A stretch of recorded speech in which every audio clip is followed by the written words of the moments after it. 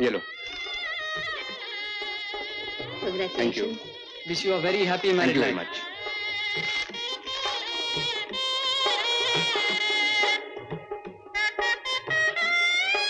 लीजिए साहब, आइसक्रीम लीजिए। जी मुझे नहीं चाहिए। थोड़ा तो शौक फरमाइए। नहीं सच मुझे अच्छी नहीं लगती। जी तो चाह रहा आपका, आपकी बात सच्ची नहीं लगती। अच्छा आपने कैसे जाना? अजी साहब हमने भी देखा है जमाना। अशरफी लाल। जी साहब। उधर सब मेहमान खड़े हैं। हाँ। और आप यहाँ काफिया में पड़े हैं। जाइए सबको आइसक्रीम खिलाइए। अच्छी बात है। 1 मिनट। हाँ। जाइए। खाइए। लीजिए, आपको 2 खानी पड़ेगी। 2? आप दूल्हे के भाई है ना? वो तो ठीक है, लेकिन आपने हाथ क्यों लगा दिया? प्रेम में रहने दिया होता मैं अपने आप ले लेता। क्यों? क्या मैं अछूत हूँ? अछूत नहीं, अछूती हैं आप। देखिए ना, आपके हाथ लगाने से आइसक्रीम पिघल गई होगी। वो कैसे? बात यह है कि आपका मिजाज गर्म है ना, 1 मिनट में घुलकर पानी हो गई होगी। तो आप हाथ में लेकर के रखिए ना, 2 मिनट में फिर जम जाएगी। आप तो काफी ठंडे हैं। पिघल के फिर जमी हुई आइसक्रीम खाने में मजा नहीं आता। ओह, काफी नॉलेज है आपको आइसक्रीम के बारे में। बात यह है कि मेरे दोस्त की आइसक्रीम की फैक्ट्री है। जी हाँ, और ये भी उसमें पार्टनर है। अच्छा अच्छा, तो आप आइसक्रीम भी बेचते हैं? जी हाँ। लेकिन मैंने तो सुना था कि आप डॉक्टर हैं। क्यों, डॉक्टरी में आमदनी नहीं होती है क्या? खास कुछ नहीं, अभी नई प्रैक्टिस शुरू की है ना। ओह समझी समझी। तो इसीलिए आपने आइसक्रीम का धंधा शुरू कर दिया है। सबको सड़ी आइसक्रीम खिलाते हैं ताकि खाने वाला जब बीमार पड़े तो इलाज के लिए फिर आप ही के पास आए। अरे वाह वाह वाह वाह, क्या हाजिर जवाबी। मैंने कहा था ना कितनी ग्रेट है। अच्छा एक बात बताइए, क्या आपकी दीदी भी इतनी ही ग्रेट है? जी हाँ। क्या मतलब? मतलब ये कि अगर वो भी आप जैसी हैं तो मुझे मेरे भैया के लिए भगवान से प्रार्थना करनी पड़ेगी। अरे सुनिए, आइसक्रीम तो देते जाइए। यार तूने फालतू ही बेचारे को परेशान कर दिया। क्यों ना करूं, मेरे भैया की साली जो है, मेरा भी तो हक बनता मजाक करने का। भैया की साली यानी आधे घर वाली। वाह वाह, तेरा भी जवाब नहीं।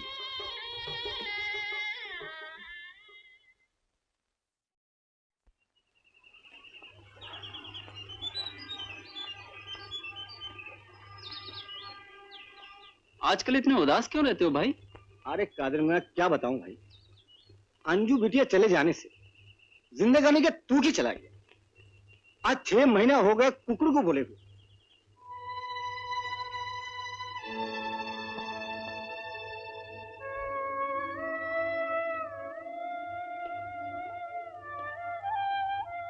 क्या हुआ बेटी, ऐसे चुपचाप क्यों बैठी हो? कुछ नहीं डैडी। कुछ तो जरूर होगा, ऐसे चुपचाप तो तू कभी नहीं रहती।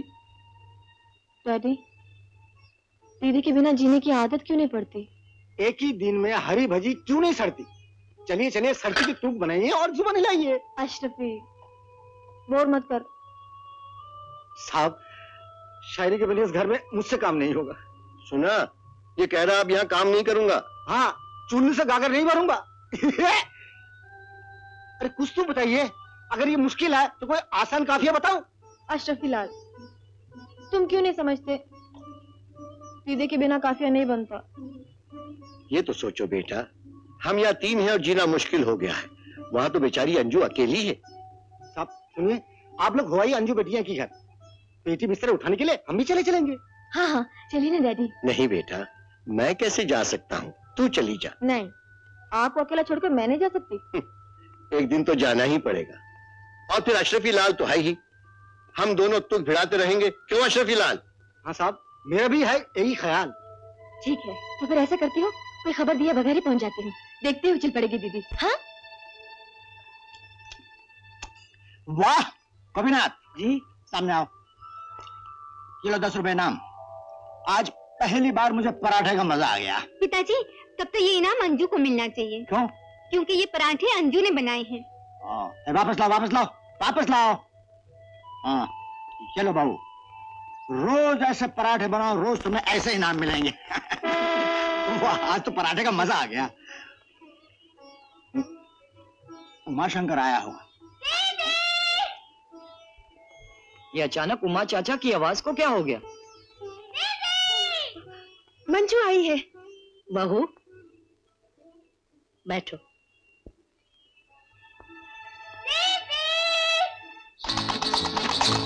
Good morning.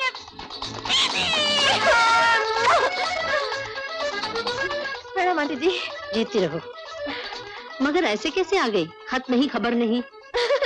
मैं आप सब लोगों को सरप्राइज देना चाहती थी। सरप्राइज? आपने तो हम सबको शॉक दिया है। अच्छा, आपको शौक भी लगता है? खैर, बातें सब लोगों से बाद में होगी, पहले नाश्ता हो जाए। प्लेट ले लो बेटी, आराम से बैठ के खाओ। पराठा कहीं भाग नहीं जाएगा। इतना सब्र नहीं कर सकती आंटी जी। हाथ तो धो लेती। ये धुला हुआ है। बहू, बहन को ऊपर ले जाओ। जी। मैं नाश्ता ऊपर ही भिजवा देती हूँ। हाँ, मेरा ख्याल यही ठीक रहेगा। पहले ये बताओ बेटी, रामदयाल जी कैसे हैं? बहुत अच्छे हैं, आप सबको प्यार भेजा है। सॉरी हाँ, मेरे हाथ झूठे हैं ना, इसलिए प्रणाम बाद में कर लूंगी, आशीर्वाद अभी दे दीजिए। ठीक है ठीक है ठीक है ठीक है। तेरा सामान कहाँ है? टैक्सी में। इंदर, तू जाके टैक्सी से सामान उतरवा ले। और सुनिए प्लीज, उसी तरह चेंज भी ले लीजिएगा। वैसे मैंने 20 रुपए का नोट दे दिया है। चल मंजू, एक मिनट। हाँ आंटी जी, प्लेट में आधा टुकड़ा नहीं छोड़ना चाहिए, है ना? चलो चलो।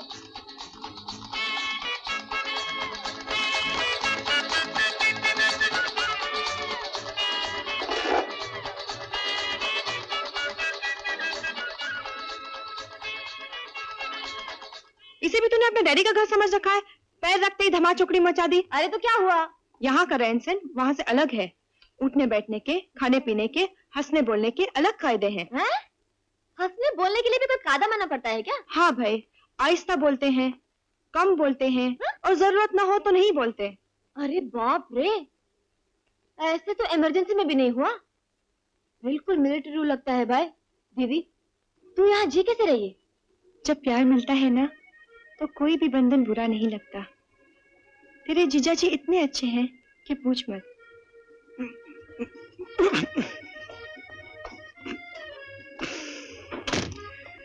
लीजिए, संभालिए इन पहाड़ के टुकड़ों को।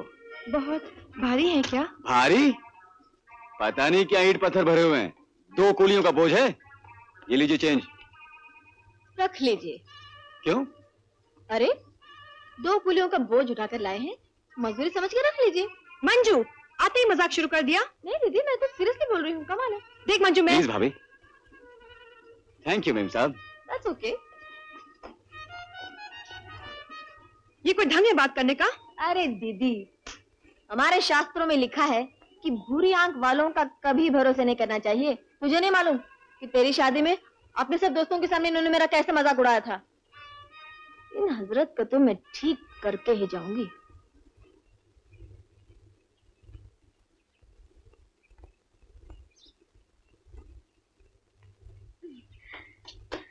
क्या बना रहे आंटी जी? मेरे यहाँ रसोई में चप्पल पहन के नहीं आते। चप्पल बाहर उतारो। सॉरी, लेकिन आप बना क्या रही हैं? एप्पल खीर। नाम सुनते ही मुंह में पानी आ गया। तुम्हें पसंद है? पसंद? एप्पल खीर किस उल्लू को पसंद नहीं आएगी? मुझे पसंद नहीं। गोपीनाथ, खीर जरा ज्यादा बनाना, मंजू भी खाएगी। क्यों? खीर सबके लिए नहीं बन रही है? नहीं, सिर्फ तुम्हारे चाचा जी के लिए। ओहो, फिर तो रहने दीजिए। जब सबके लिए बनेगी तब खाऊंगी मैं। फिलहाल एप्पल खीर की जगह मैं एक एप्पल ही खा लेती हूँ। खाने से पहले तुम हाथ तो धोती नहीं। कम से कम एप्पल तो धो लिया होता। कुछ नहीं होता आंटी जी, मुझे बीमारी वारी कुछ नहीं होती। गोभी भैया, एक प्याला चाय मिल सकती? चाय इस वक्त? अरे चाय के लिए भी कोई वक्त होता है आंटी जी। चाय तो चीन देश की तुलसी है। ये चीन नहीं, हिंदुस्तान है। लेकिन हमारे यहाँ तो जब जी चाय पी लेते हैं। जो हमारे यहाँ होता है वो तुम्हारे यहाँ होता है, तो ये क्यों सोचती हो कि जो तुम्हारे यहाँ होता है वही हमारे यहाँ होना चाहिए? माँ, कल सुबह डॉक्टर जोशी आ रहे हैं चेकअप करने के लिए। अच्छा, किसका चेकअप होना आंटी जी? सबका। यहाँ महीने में एक बार सबका चेकअप होता है। ओह, लेकिन घर में डॉक्टर होते हुए बाहर से डॉक्टर क्यों आएगा? वो हमारे पुराने डॉक्टर हैं। ये आपने बिल्कुल ठीक किया आंटी जी। नए डॉक्टर पर तो बिल्कुल भरोसा नहीं करना चाहिए। कॉपी वॉपी करके पास हो जाते हैं इम्तिहान में और फिर आ जाते हैं डॉक्टर बनके।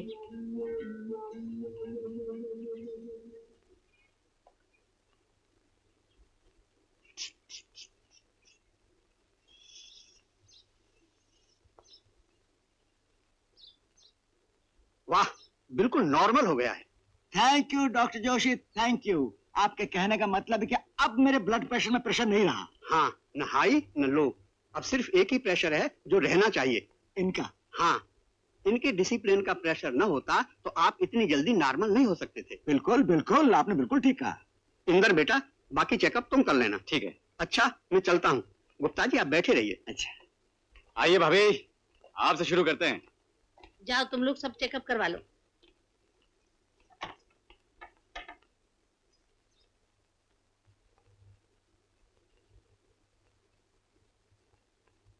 चंदर, जरा हाथ दिखाओ तो। ये पीला दाग क्यों है? तुमने सिगरेट पीना फिर शुरू कर दिया है।